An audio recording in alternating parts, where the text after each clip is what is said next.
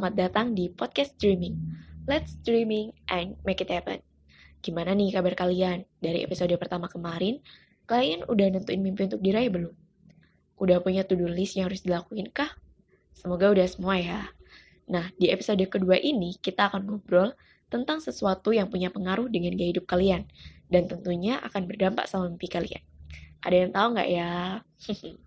Yaps, betul banget. Untuk episode kali ini, kita akan ngobrol tentang teman atau friends. Aku rasa Genzers udah gak asing lagi ya sama kata teman.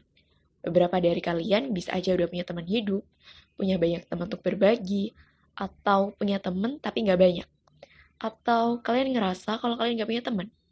Well, buat kalian semua dengan segala pertemanan kalian, yuk deh kita langsung aja ngobrol tentang teman dan mimpi.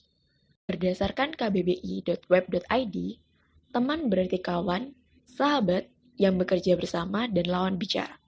Sedangkan menurut dictionary.cambridge.org, teman berarti seseorang yang saat kamu tahu dan kamu suka, tapi bukan bagian dari keluarga kamu. Nah, dari dua pengertian itu bisa nih kita tarik kesimpulan bahwa teman itu seseorang di luar keluarga kita yang bisa jadi tempat ngobrol santai dan ngelakuin sesuatu bareng. Gimana? Kalian punya teman gak untuk ngelakuin sesuatu bareng atau sekedar ngobrol santai aja? Semoga kalian semua punya ya. Dan aku rasa kalian pasti punya sih. By the way, kalian pernah dengar nggak sih istilah jangan pilih-pilih temen dan istilah kalau berteman itu sama penjual parfum biar ketularan wanginya. Jangan sama tukang sampah biar nggak kecium baunya. Well, kalau dipikir-pikir dua hal itu berbanding terbalik nggak sih? Yang satu minta untuk jangan pilih-pilih teman, sedangkan yang satu minta ya kita harus pilih-pilih teman. Sebenarnya gini, kita itu harus mau berteman dengan siapa aja, dalam artian, jangan lihat ras, suku, warga negara, strata sosial, bahkan kondisi finansialnya. Tapi kita tetap harus pilih-pilih, terlepas dari latar belakang mereka, mana sih yang bisa bawa pengaruh baik ke diri kita, itu yang perlu kita jadiin teman. Tapi kalau cuma bawa dampak buruk, buat apa ya kan? Nah, untuk tahu mana dampak yang bisa orang kasih ke diri kita, adalah dengan mulai pertemanan terlebih dahulu, Genzers. Jadi, jangan ragu untuk mulai pertemanan ya. Dan kita harus mulai pertemanan untuk tahu orang ini tuh sebenarnya kayak gimana sih. Jadi, jangan memutuskan sifat orang berdasarkan penilaian orang lain aja ya. Apalagi, judge book by the cover. Untuk tips memulai pertemanan sendiri, kalian bisa lakuin beberapa hal ini nih. Pertama, keluar dari zona rebahan kalian.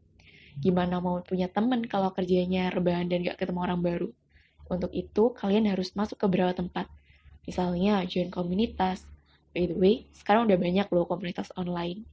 Gabung organisasi di sekolah atau kampus, dan aktif di kegiatan-kegiatan yang bisa kalian ikuti.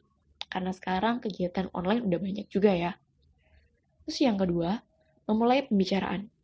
Udah ketemu, gak ngobrol. Sama aja dong. Kalian bisa mulai ngobrol dengan kenalan tanya nama, asal daerah, terus tunjukin deh ketertarikan kalian ke orang itu. Misalnya, waktu kalian tanya pekerjaan seseorang, terus dijawab kerjanya dokter. Jangan, oh gitu ya. Jangan gitu doang ya. Kalian bisa tanya lagi nih.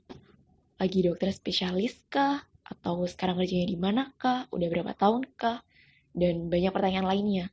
Intinya, kalian harus bisa cari bahan bicara sih. Dan jangan lupa kasih respon yang sesuai ya. Jangan ceritanya sedih, terus kalian jawabnya kayak senang gitu. Kan gak nyambung jadinya. Untuk tips ketiga, kalian harus perhatian etika. Jangan sampai obrolan kalian itu melewati batas ya, dalam artian kalian tanya hal-hal yang bersifat pribadi atau sensitif, karena nanti bakal jadinya nggak enak aja, atau bahkan jatuhnya awkward.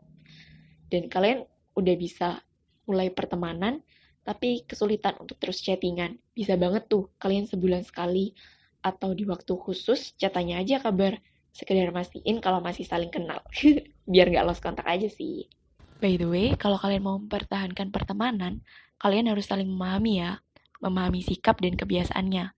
Juga memaklumi kekurangannya. Pokoknya harus selalu stay in contact juga. Jadi sering-sering aja tanya kabar dan hangout bareng. Dan satu saran dari aku, kalian jangan sampai terjerumus sama toxic relationship ya.